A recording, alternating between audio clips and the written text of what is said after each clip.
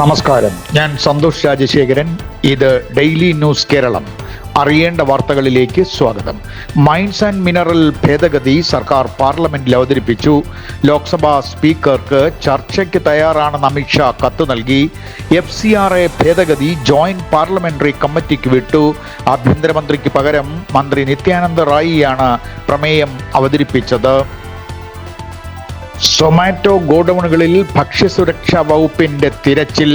146 kilogram കോഴിയിറച്ചി, 300 kilo അരി expiry date കഴിഞ്ഞത് എന്നിവ കണ്ടെടുത്തു. ജസ്റ്റിസ് യശ്വന്ത് വർമ്മ കുറ്റക്കാരനെന്ന അന്വേഷണ സമിതി റിപ്പോർട്ട്. വീട്ടിൽ സൂക്ഷിച്ചിരുന്ന കറൻസി നോട്ടുകൾ കത്തിച്ച കേസാണ് വിവാദമായത്. വർമ്മയ്ക്ക് പണം എവിടെ നിന്നെത്തി എന്ന് വിശദീകരിക്കാൻ കഴിഞ്ഞില്ല എന്നാണ് കണ്ടെത്തൽ. ലക്ഷദ്വീപിൽ ബോട്ട് മറിഞ്ഞ് അപകടം. 2 പോലീസ് ഉദ്യോഗസ്ഥരെ കാണാനില്ല.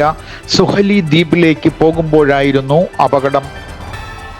ED ഉദ്യോഗസ്ഥരെ ആക്രമിച്ച കേസിൽ MV ഗോവിന്ദൻ, ശിവൻകുട്ടി, V ജോയ് എന്നിവർക്ക് നോട്ടീസ് നൽകും. അന്വേഷണ സംഘത്തെ പുതുക്കി നിശ്ചയിച്ചു. EDയെ ആക്രമിച്ചതിൽ ഗൂഢാലോചനയുണ്ടോ എന്നതും കർശനമായി അന്വേഷിക്കും. കായിക വകുപ്പിൽ അടിമുടി അഴിമതിയെന്നും മന്ത്രി OJ ജനീഷ്. പല കാര്യങ്ങളിലും സുതാര്യതയില്ലായിരുന്നുവെന്നും പണം ദുരുപയോഗപ്പെട്ടിരിക്കുന്നുവെന്നും മന്ത്രി ജനീഷ് പറഞ്ഞു. റിപ്പോർട്ടർ TV വസ്തുതാവിരുദ്ധമായ വാർത്തകൾ റിപ്പോർട്ട് ചെയ്യുന്നു എന്ന കോൺഗ്രസ്.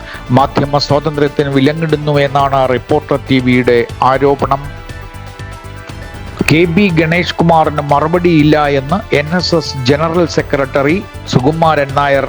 പ്രശ്നമുണ്ടെന്ന് തോന്നുന്നവർ കേസ് കൊടുക്കട്ടെ എന്നും സുകുമാരൻ നായർ അഭിപ്രായപ്പെട്ടു. സ്ഥാനങ്ങൾ നഷ്ടമാകുമ്പോൾ ആരോപണമുണ്ടാകുന്നുവെന്നും NSS ജനറൽ സെക്രട്ടറി പരിഹസിച്ചു. നീണ്ടകരയിൽ INS കൽപ്പേനി എന്ന കപ്പലും നാവികസേനയുടെ ഹെലികോപ്റ്ററും കാണാതായവർക്ക് വേണ്ടി ശക്തമായ തിരച്ചിൽ 13ാം ദിവസവും തുടരുന്നു. ഗൗതം കൃഷ്ണ, ഷിജിൻ, ജോൺ മത്യാസ് എന്നിവർക്കായുള്ള തിരച്ചിലാണ് തുടരുന്നത്. ഓണക്കാലത്ത് മദ്യത്തിന്റെ സ്റ്റോക്ക് എല്ലാ ഔട്ട്ലെറ്റുകളിലും ബെവ്കോ ഉറപ്പുവരുത്തുന്നു. ബിയർ തണുപ്പിച്ചു നൽകണമെന്നും നിർദ്ദേശം. എല്ലാ ഇനം മദ്യവും വിപണിയിലെത്തിക്കുമെന്നും ബെവ്കോ അറിയിച്ചു. സംസ്ഥാനത്തിനകത്തും പുറത്തുമായി ഇന്ന് ആയിരക്കണക്കിന് വിശ്വാസികൾ ബലിതർപ്പണം നടത്തി. തിരുവല്ലം പരശുരാമ ക്ഷേത്രം, ആലുവ ശിവക്ഷേത്രം തുടങ്ങി ക്ഷേത്രങ്ങളിലും ബലിക്കടവുകളിലും തർപ്പണം നടന്നു.